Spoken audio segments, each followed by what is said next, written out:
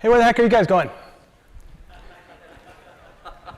I can't possibly have offended anybody yet. I just got here. How's everybody doing this morning? All right, I always like to feel out the room a little bit. That was surprisingly good. It's usually pretty terrible. So my name's Brian Pagano. Who the heck is this guy? Some of you remember me from Google and some other gigs I've done. I'm now Chief Catalyst over at Axway. This will not be an advertisement in any way, shape, or form. I know some of you are really disappointed about that. A big part of my life is flying around the world helping companies to be successful and equally to avoid failure in APIs. And so if all your stories start with, so I was in an airport, like I do, you start to spot some trends. You start to spot some anti-patterns. And I'd like to discuss a few of those with you guys today, if you don't mind. First, a quick reminder of what is at stake. Because, here we are in the Bay Area. I live here in the Bay Area. We get really into our frameworks. We get really into our technology. We start to forget, is this feature, is this little thing the difference between somebody being successful or not successful with their APIs? I think we all know in this room especially, you guys have self-selected into this track, that it's often not about the technology. I was talking with some customers last week, and they said, you know what happens if our API management system goes down? We're out of business, at least for that day, maybe not permanently. Let's not exaggerate. That's the kind of thing that is at stake here. This is really an existential moment, and I think it's so easy to forget that when we're all here high-fiving at the API conferences, that when we're working for our employers, for freelancing, helping businesses, whomever, we're building these APIs, we're consuming these APIs for somebody. In 2019, that API is their open for business sign. That's a reminder of what's at stake here as we continually chase the new shiny. All right, Brian, let's get to some trends. Stop scaring everybody. All right, so what happens, probably my favorite place in the world is Japan. What happens when I land in Tokyo after passport control and things like that? Everyone gets there and says, hey, Brian, we're so happy you're here. We love your videos and your books and everything like that. But it's completely different here in Japan. And a week later, I'll fly over to London and do a fintech conference. And everybody say, oh, Brian, we're so glad you flew over here. But everything's different here in the UK. Right? And everybody says, oh, but it's different in manufacturing. It's different in retail. Right? It's different in media. And my response to everybody is, it's 2019 for everybody. Right? In Japan, I had everybody hold up their phones. What do you think I saw? All iPhones, all Android phones. What apps are on those phones? All the same apps. Right? Everybody in every vertical, we have this idea that every company is somehow unique and special and in some little stasis bubble. And I just kind of want to remind everybody, and I know you're the smart ones, right? Because you're in this room. Right? You're the smart ones, so you know this, but it's just a good reminder that we should watch out. In fact, good architecture, right, avoids special cases. It's symmetric the whole way around. So what does this mean in practical terms? Well, to do business in 2019 effectively means that all of your employees, partners, and customers, users, to speak broadly, are expecting self-service. You know what most companies suck at? Self-service. You know what else they're expecting? Real fast time to market on the devices that they love. They're expecting a fantastic user experience. You know what most companies really suck at? UX. Yeah, so we see this big discord between what companies are traditionally strong at and what it means to thrive in 2019. Right? Companies generally try to do all the coding internally. Well, how are you going to do that if you're making Xbox apps and Tesla apps and all these kind of things? Nobody's got those kind of resources. You got to connect to the rest of the world, right? Who's building a walled garden in 2019? People are doing it. Probably somebody in this room is doing it. When I would fly to Minneapolis or wherever, talk to the big retail companies, and say, so what's your game plan here? What are you doing with the APIs? Well, first off, we want to build a new shiny app that'll work for iPhone and Android. I said, I don't get it. So, well, no, we want you to have this app. Brian, you said you're a customer of ours. You're going to download this app, right? I said, wait a minute, you want me to download an app for every single store I shop at? You want me to have 150 retail apps on my phone? That seems like a reasonable game plan to you, right? APIs aren't about building your own app. APIs are about getting your button and everybody else's app. Again, I get riled up about this stuff. I'm not yelling at you guys. I know it sounds like that sometimes. You're the smart group. You came in here. I appreciate that. And then one-stop shopping. That's a part of the walled garden, right? I shouldn't have to go to your site, then go somewhere else to see a Google map, or go somewhere else, to find the store locator, or to complete my transaction. You should be working with the rest of the ecosystem, which screams APIs, as everyone in this room knows. What I tell customers when I fly around is that all things being equal, because I say, Brian, you've worked with lots of the big brands out there, you've helped make them tons of money using APIs. What's the secret? What do we do? And I said, well, you're not going to, there's no single big mistake you're going to make. There's a lot of little mistakes you're going to make. But all things being equal, if I don't know a lot about your business or your current state, you should act like a retail company. And yes, I told a tractor manufacturer in the Midwest this thing, and they looked at me like I was crazy, which may or may not be true. That's orthogonal to the point. They need to act like a retail company, because if you're thinking about that user experience, if you're thinking about your API as a product, right? As you're thinking about your brand as a product, like the retail companies do, you're thinking about self-service, you're thinking fast time to market, you're probably on the right track.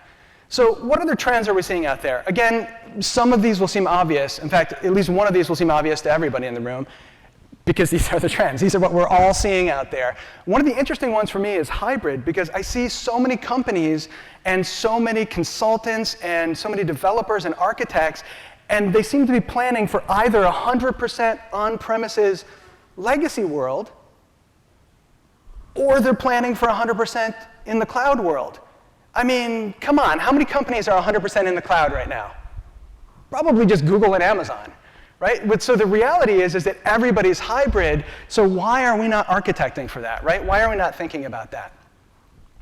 Probably popular at this conference here is the brewing religious battle between native apps, right? Do I write this thing in Swift? Or do I do a cross-platform app using one of these cool new frameworks that are out? And I am totally sympathetic with both sides. If you think I'm going to give you the answer, I don't think the answer's been written yet. And if I could predict the future, I'd still be on Wall Street, just investing money, or build a time machine and go back. The answer is what makes sense for your company, right? Because I get wanting to have one app for everybody, and I also get that users vastly prefer the native apps, which means you have to manage multiple code bases, right? There's no great answer there other than what is the market saying? What are your users saying? Because it really is, in 2019, all about the user satisfaction. Now, I really debated about putting this slide in here because, here we are in the Bay Area. This seems so obvious, right? Except and I could have pulled some, the TOB index and things like that and showed you the actual numbers. But as I was looking at the numbers, the top 3 or 4 metrics, places that measure which are the popular technologies, right? Which are the popular languages out there, I was still astounded by how many of the legacy languages still accounted for so much of what's going on out there. Which again is just a reminder when we're at a conference like this in the Bay Area and we're in the future and everything's 4-dimensional, holographic, everything like that. We've got the new frameworks and the new technologies, and it's a lot of fun. We do have to remember that probably the back end, right, the stuff we're talking to, is going to be some really legacy stuff.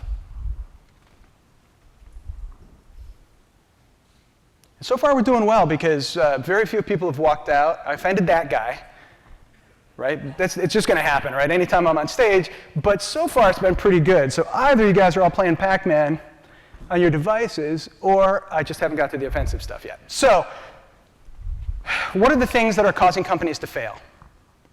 Not a surprise, it's not the technology, right? We forget that all the time. Listen, when I'm out there acting as an advisor to companies, and they're saying, well, Brian, should I go with your employer? Should I go with a different vendor? As long as you're going with one of the main couple of products out there, one of the main cloud providers, right? You don't want to go with Billy Bob's muffler in cloud. As long as you're going with one of the main API providers, that kind of thing, yeah, you're probably fine, right? That's not the difference. I say, well, yeah, but you guys have this feature and they have this feature. Again, is that feature the thing that stands between you and success? Is that really, if you look at companies where their developer program never took off, their API program never took off, companies that failed, that just couldn't make the pivot into the digital economy, was it because they chose the wrong vendor? Was it because there was some feature missing? I don't think so. Right? I think they just missed the pivot completely. To that point, one of the first questions everybody asked me, probably some people in this room, but we won't point anybody out, is what do I measure? Like, how do I even know if it's successful? So I'll land and they'll say, Brian, we want to have a wildly successful API program. What does that mean? And you know the first thing that everybody says? How many raw API transactions do we have going through the system? What a useless metric, right? What does that tell you at all? That could all just be bot scraping from a competitor or something. I mean, raw API transactions tells you nothing. Or they're worried about how long is it going to take me to get set up. Like if I'm going to start locking down my APIs and securing them, or if I'm going to start monetizing my APIs, or start adding analytics so I get regulatory compliance auditing, how long does that take? I mean, who cares? But that's the wrong question. The question you should be asking me is, what does every day after that look like? Right? Initial setup is a one-time kind of thing, and then this legacy, and you guys are probably, some of you are dealing with this at your employers right now, which is, how can we add more and more governance to our API program so that we don't have any duplicate APIs? This blows my mind, right? Because APIs are lightweight, they're thin, they are very inexpensive. The people asking this question are sincere, right? They're not idiots, they're just saying, in the old days, the legacy systems, when you're talking about duplicate back-end systems or back-end services, that's heavy. That's expensive. That's the kind of thing you should be watching for. But who cares if each department builds their own API and you have duplicate functionality? Honestly, that is not the big problem. Anybody offended on that one? No? Everyone is okay so far? Anyone need a hug? We're doing okay? All right, somebody in the back does, but it's going to take me a minute to get back there. I'll catch you afterwards. So what's one of the big mistakes I'm seeing out there? Mistaking modernization for transformation. Mistaking modernization for innovation. It's really easy to do, and frankly, everybody's doing it. Say, hey, Brian, we got some workloads running in the cloud. Great. It's 2019, you need to do that or you're not going to survive. But you understand you've just done old things in a new place.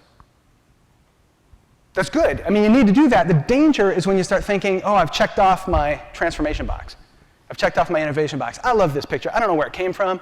I've been using it for years, right? The early days of the automobile. This guy is so happy. He's got one of the first cars. Most of these people have never seen a car before. He's thinking, everybody on the side is looking at me thinking, this guy's awesome. And everybody looking at him is thinking, this guy is an idiot. Right? He's got 100 horses inside the car. But he doesn't know how to use them. Instead, he's pulling it with one. Right? He's doing old things in a new position. We want to avoid that. Another major mistake is focusing on the wrong variable. So, another common question I get, in fact, some of you will ask me this at the table after this, Brian, we want to monetize our developers. How much do we charge developers for joining our API program? That one I have an easy answer for. If your company name is spelled APPLE, $99 a year. If it's not, $0. That's not how you monetize. That's not how you make your money. Right? You want as many developers as you possibly can. You want as many partners as you possibly can. You want a huge sea of applications out there just driving consumption, driving business. That's how you make your money on your existing channels, not by charging developers who want to use it. Premature optimization had one of the giant telcos here in the United States. Obviously, they're worried about latency. Things like that. If you've ever worked with a telco, you know they don't have a great sense of humor about that kind of thing. And they spent millions of dollars on their API program, and nothing was happening. And I said, well, here's what you need to do. And they said, oh, yeah, but what about the latency, Brian? What about the latency? And I said, you have no apps. You have no developers. You have no partners. The day you have a latency problem, I will buy you dinner. Because that's a good thing, right? Then that means you're wildly successful, you're going to get promoted, and you're going to buy some more stuff from us. So it's terrific. And I mentioned before counting raw number of API transactions. I put it on here twice because it's just that bad. Everybody's asking about it. One of my hobbies is philosophy. I try not to drag too much of that on stage so you guys don't have to suffer through it too. But I put this in a lot of my presentations because I think I'll go to some of you will say, Brian, could you talk to my boss? Could you talk to our CIO? Could you talk to some of the folks and get them to see the light? And I'll go in and they'll say some of the right words, but they don't really want to pivot. They just kind of want to ride the legacy revenue streams into the sunset. They're not that far from retirement. I don't know, their kids are in college, they just want to ride it for a couple more years. They really don't care if the business goes out in a few years. And my point to anybody who's giving me friction at some of these sessions is, you know where you're headed, right? And if you don't make a change, and change, like good transformation, like a good sandwich, is always messy. Thought leadership, right? Yeah, you thought this wasn't going anywhere, but there it is. So I always get asked, even from my old Wall Street days, I always get asked to try to predict the future. Even when I was at Google, try to predict the future. So let's say this. In the next couple of years, the only companies that are going to survive are companies that are API first. The only companies that are going to survive are companies that do digital transformation, right? That transform themselves. So all the things we looked at earlier, fast time to market, UX, not being a walled garden, self-service, all those things. If what we're positing is the case, if that's true, and in 2-3 years, those are the only companies left standing, who's going to win the next round? I know some of you might be dubious because it actually takes a while. So I grew up in Rochester, New York, which was the home of Eastman Kodak. Anybody remember Kodak? Yeah, exactly. See, you guys are laughing. You know exactly where that goes, right? And it was, my entire life was a bloodbath. Every quarter, some VP's department would get laid off, right? Your neighbors' families would lose their jobs. It was just horrible. But it took us about 40 years to destroy what was the largest employer in the area. About 40 years to take what was a blue chip, Dow 30 stock to bankruptcy. And so when I'm flying around the world right now talking to customers, I don't think they're lying to me. I think they really believe that they have more time. Right, a few years ago, not long after Apple launched the App Store, so a little bit after launching the iPhone, I was in Toronto, Canada, talking to a company at the time called RIM. They changed it to BlackBerry. Anybody remember BlackBerry? Yeah, you guys starting to spot the trend here. This is usually the part where some people start saying, Brian, you suck at your job, man. You're supposed to talk to companies to help them be successful, and you're telling about all these companies that didn't make the pivot, right? But these guys, we forget what kind of market share they had, right? I mean, Apple was a rounding error at that point. And so when I talked to their CIO and I talked to their CTO, they thought that they had all kinds of time, right? I don't think it was illogical for them to think that. And at the time back then, right, that was about 7 years ago, I was just guessing. I was saying, I don't really think you have that kind of time. I think you need to make this transition right now. As it happens, they were focused on the handsets and the hardware, mistaking the revolution. They thought that was the revolution, those touchscreens that work so well, so amazingly well, even on Rev 1. But the real revolution was the App Store, right? And they just kind of missed that pivot. Likewise, I worked with a company called Blockbuster. Anybody remember Blockbuster? Yeah, right. This is a smart group. You guys get it. You missed the digital pivot. Now we know what happens. 6-7 years ago, I was guessing. Now we have the data, right? Now we know what happens. So when I'm suggesting that you don't have 40 years anymore, I mean, these companies, think about it, BlackBerry, Blockbuster, they were number one in their space by a huge margin. And they're gone. So who's going to win this next round? Data. Data is the currency, right? If we're transforming into this digital economy, user experience is a close second. Data is the currency. So really the question becomes, who gets the most value from their data? In short, the answer to the question, Brian, who's going to win the next round, is who's getting the most value from their data. What that really means is who's a platform and who's using machine learning. Both of those things scream out for APIs. Right? How are you going to be a platform How are you going to make any kind of ecosystem? How are you going to make any kind of marketplace? How are you going to do that at all by doing one-off custom connections without using APIs? Right? I have a slide that I sometimes show that shows the most valuable companies in the world 25 years ago, and shows the most valuable companies in the world last year, where we had complete data. 25 years ago was the companies you would expect: General Motors, Exxon, right? Those kind of companies. And who was it last year? Yeah, Apple, Google, Amazon, Facebook, exactly. And somebody always shouts out, "Hey, Brian, I get it. They're all Silicon Valley companies." Wrong. I mean, they are, but there's a lot of Silicon Valley companies not on the list, right? And, "Oh, Brian, I get it, they're all software companies." Wrong! I mean, they are, but there's a lot of software companies not on the list. What's so special about those companies? They're all platforms. They've all found a way to tie their success to the success of somebody outside of their organizational unit. Technologically speaking, how do you do that? APIs. APIs are magic. You guys knew the answer to that because this is an API conference. This is a picture of a giraffe. Now you guys are impressed with the thought leadership. Yeah. I mean, you knew it was going to be a good day, but now. So my baby son just turned 1 year old, and he just loves giraffes. So I put this in. Yeah, so you're saying, but okay, I get that part, Brian, but why would you show this to an auditorium full of people at an API conference? Because sometimes our users just want a picture of a giraffe. Right? I see a lot of heads nodding. We here in Silicon Valley, we love our new technology. We love our products. We love the latest shiny. I just think it's so easy to forget that most of the time we need to help our companies and our users get more pictures of giraffes. All right. We have a minute or two for questions. First of all, everyone's psychologically okay? I know I get really fired up about this stuff because I don't want anybody else's companies to fail. I don't want to have to tell any more stories like I have to tell about some of the others we talked about earlier. I want you all to get promoted. I want you all to be heroes. I want your users all to love you and have great experiences. And I'm probably a customer. I'm probably a user for most of your apps, and I want to have a great experience. But if everyone's psychologically okay, are there any questions? So everyone's in awe from the giraffe, huh? Just processing that still? Maybe any specific questions about giraffes?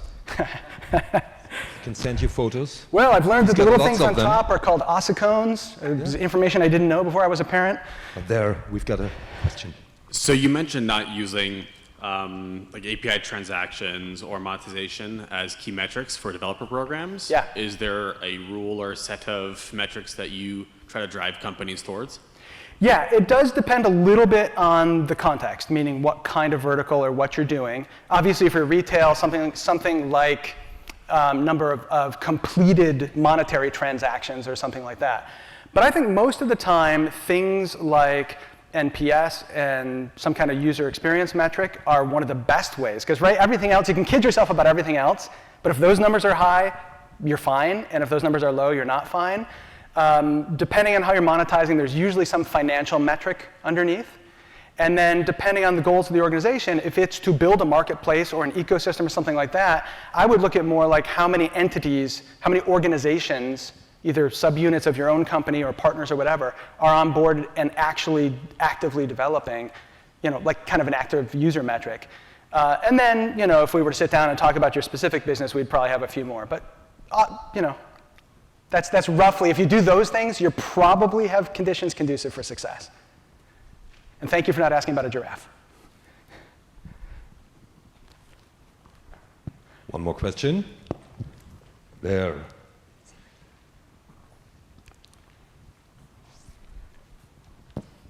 She's running. Hey, good morning. Thank you. I don't need a hug, but I give you a high five. All right, virtual high five. Yep.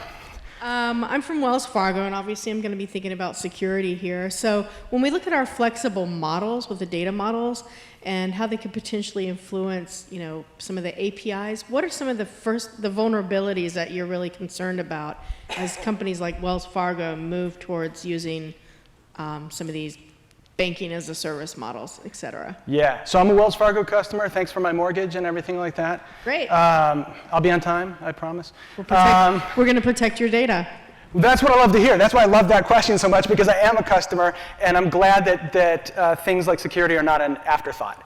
So I love to hear that. I would say, again, all things being equal, without going deep, is separation of duty, right? So I'm a reformed software architect. That's how I spent a lot of my career, and I like to make sure the right thing is being done at the right layer. As you know, software architecture is a bit of an art more than a science. You move one lever up, another lever goes down. You can't have the most secure system in the world and the fastest system in the world. It just doesn't work. What I would say, what would make me feel better, sleep at night as a Wells Fargo customer, would be if I knew that at your API layer, you were looking at things that should be looked at the proxy layer, right? Not so much the data structure. I'm less worried about that than I am what sorts of validation, what kind of defense and depth happens at each layer. I would not like to see you trying to apply complex business rules at the API layer. It's the wrong layer, right? The proxy layer should hand off to something else. I would want to make sure that there is some kind of rule engine behind it. I would want to make sure there's data validation layers and data access layers behind that. I know you guys have it, but I've seen companies that are wiring their app directly to the database, and then I can't sleep at night. So I don't think it's so, I would be much less worried about the structure, the data structure, the format of the payload that's going back and forth with the API requests and responses, as I would be that there's a solid defense and depth against, I'm ex-Wall Street myself, making sure that you've got the right controls at each layer. Great, thank you. And also thank you about asking about giraffes. Okay, you guys have been fantastic. Thank you so much. Thank you, Brian.